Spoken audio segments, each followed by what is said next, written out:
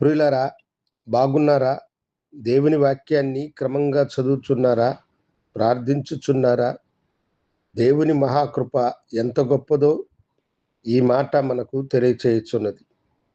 యథార్థముగా ప్రవర్తించు వారికి ఆయన ఏ మేలు చేయక మానడు. 84వ కీర్తన 11వ వచనములో ప్రభు అయిన దేవుడు ఈ మాటను చెప్పుచూ ఉన్నాడు. యథార్థముగా ప్రవర్తించు వారికి ఆయన ఏ మేలు చేయక మానడు. అనేక సార్లు మనము అనుకునే మేలు ఎందుకు జరగనంటుంది అని అనుకుంటూ ఉంటాం. నీ ప్రవర్తన దేవుని దృష్టికి యథార్థతగా ఉన్నదా? నీవు యథార్థమైనటువంటి మార్గమున వెలుచు ఉన్నావా? దేవునికి ఇష్టము లేనటువంటి కార్యములను చేయుచు ఆయనకు యథార్థవంతునిగా నువ్వు కనిపించకుండా ఉన్నావేమో అని ఒకసారి మనలను మనము పరిశీలించుకోవడము చాలా అవసరం. దేవుడు మనకు తన గొప్ప కృపను, ఘనతను ఆయన మనకు అనుగ్రహించాలంటే మన జీవితములో మనము యథార్థత కలిగినటువంటి వారమై దేవునికి మనలను మనము సమర్పించుకునేటువంటి వారముగా ఉండాలి. యథార్థత లేనటువంటి వారిని దేవుడు ఆశీర్వదించడము కష్టము. యథార్థ ప్రవర్తన కలిగిన వారికే దేవుడు మేలు చేయును. అవును దేవుని బిడ్డలారా, మన యొక్క హృదయము దేవుని దృష్టికి యథార్థమైనదిగా ఉండాలి. నీ మనసు యథార్థమైనదిగా ఉన్నప్పుడు ఎవరైనాను నీకు కీడు చేయాలన్నా, నీ పనులను ఆటంకపరచాలన్నా, నీ హృదయమును చూసిన దేవుడు నీకు సహాయం చేసి మేలును చేయును. మనం యథార్థత లేకపోతే మనం అనుకునే ఏ యొక్క మేలు కూడా జరగదు. కనుక మన జీవితాన్ని మనము పరిశీలించుకొని, ప్రభువా, నేను నీ దృష్టికి యథార్థవంతుడనై ఉన్నాను.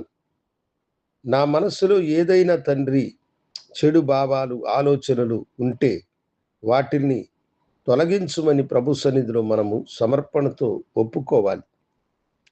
అలా ఒప్పుకున్నప్పుడు యథార్థముగా ప్రవర్తించు వారికి ఆయన ఎలాంటి మేలైనా చేయక మానడు. ఇస్సాకు తన తండ్రి త్రవ్వించిన బావులను అతడు మరలా త్రవ్వుతూ ఉండగా శత్రువుడు వచ్చి వాటిని అడ్డుకొని అవి తమకు కావాలని వారు వ్యాజ్యమాడినారు. వారు తనతో వ్యాజ్యమాడినప్పుడు వారికి అది ఇచ్చి యథార్థముగా ప్రవర్తించినారు. అతని శత్రువులు ఎన్నోసార్లు వెంబడించాలని చూసినారు, కానీ తరువాత అతని పనులను అడ్డుకోలేకపోయినారు. అందుకనే వాక్యములో రాయబడిన మాట, దేవుడు అతనికి తోడయ్యుండి అతనికి సహాయము చేసినాడు. కరువు కాలంలో ఆ దేశమందు ఉన్నవాడై విత్తనము విత్తి నూరంతల ఫలమును పొందినాడు.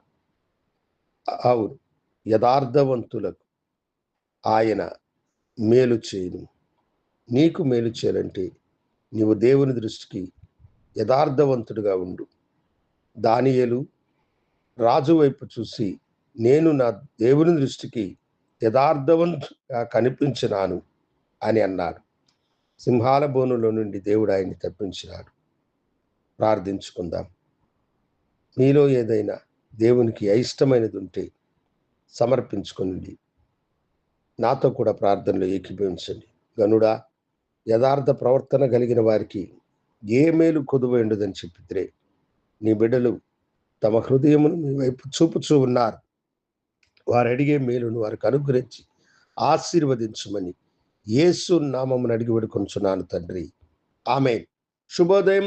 ప్రభు మిమ్మలను దీవించునుగాక. ఆమేన్.